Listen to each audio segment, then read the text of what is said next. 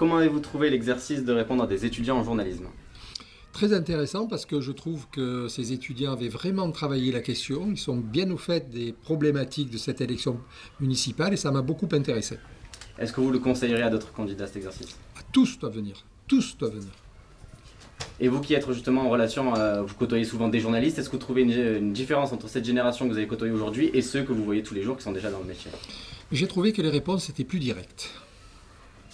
Ensuite, vous avez parlé donc du financement des écoles, qui est quelque chose d'important dans votre programme. Justement, comment souhaitez-vous financer la rénovation des écoles alors que le PPP a été refusé par la justice? Vous pouvez un peu plus développer sur cela. Oui, alors le PPP, c'est un moyen de financement qui est particulier, qui coûte cher, qui était peu adapté, me semble-t-il, parce que c'est en général adapté à des très grands projets, pas à une addition de petits projets, puisque c'était une addition d'écoles à rénover. Par contre, comme je l'ai dit, c'est une priorité pour moi, l'école, et donc priorité sera donnée au financement de la construction, lorsque c'est nécessaire, mais surtout de la réhabilitation de toutes les écoles qui aujourd'hui sont en mauvais état. Il y en a au moins une quarantaine qui sont en très très très mauvais état.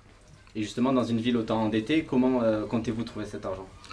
Bon, écoutez, quand je regarde le résultat de la Cour régionale des comptes, je pense qu'il y a des marges de manœuvre considérables. Très bien. Et l'année dernière, il y avait un des enjeux dont on parlait beaucoup lors des dernières élections municipales, c'était le stade Vélodrome. Est-ce que vous savez qu'est-ce que vous en feriez si vous étiez élu maire de Marseille? J'irai voir l'OM à chaque match. Et justement, il y a un PPP aussi entre la ville et la société Arema. Est-ce que vous seriez ouvert à une vente du stade ou au contraire le garder à la ville? Alors c'est une question effectivement récurrente. Honnêtement, je ne connaissais pas assez le détail du sujet pour pouvoir me prononcer aujourd'hui. Très bien. Et dernière question, vous souhaitiez donc rajouter des policiers pour qu'on soit à un policier pour 1000 habitants. Sur les 8 dernières années, il y en a seulement eu 235 qui ont rejoint la ville de Marseille. Comment comptez-vous attirer autant de policiers municipaux? Alors aujourd'hui, on est un peu plus que 235 puisqu'on est autour de 430 policiers municipaux.